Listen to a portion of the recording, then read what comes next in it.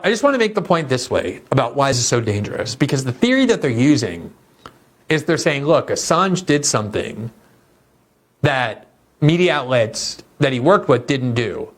They just received the information passively, whereas he worked with his source, Chelsea Manning, and actually encouraged her to get more information and also helped her to hide by doing things like telling her how to crack a password that she wasn't able to crack to hide her tracks.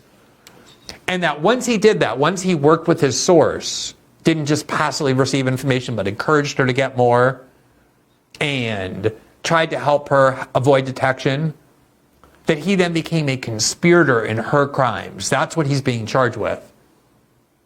And in 2019, when the indictment was released, I wrote this op-ed in the Washington Post. And the headline of it was, "The indictment of Julian Assange is a blueprint for making journalists into felons." And the subheadline was, "The First Amendment is meaningless if it only protects people the government recognizes as journalists." And the argument I was trying to make there, that I did make in this Washington Post article, was that what Julian Assange is accused of doing is something that all investigative journalists do. If you're an investigative journalist and you get a source who comes to you and says, here's information that I think you should have, no investigative journalist of any worth is just going to passively take that information and then walk away. They're going to say, oh, this is really interesting. Is it possible for you to get this also and for you to get this also? That would really complete the story. Every investigative journalist actively works with their source that way. And it's not only the right, but the duty of an investigative journalist when working with their source to encourage them to use protective measures to avoid getting caught. So if a source calls you, for example, on an open phone line and you're a journalist and says, oh, hi, I'm with the NSA. I have a bunch of classified documents I want. You're going to interrupt and say, don't call me on an open phone line. Use an encrypted platform. Go to Signal. Talk to me on Signal. Let's use encryption so that you don't get caught.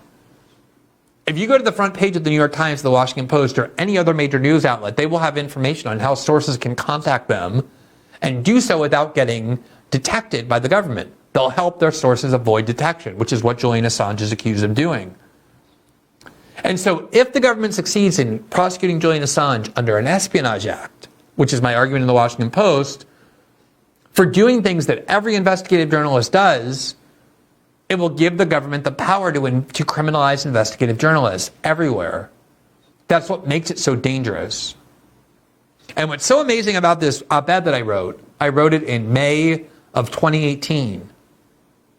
In June of 2018, I was contacted by a source in Brazil who gave me a major archive of hacked messages between top prosecutors in Brazil that enabled me to do groundbreaking reporting that changed the course of Brazil and its political dynamic.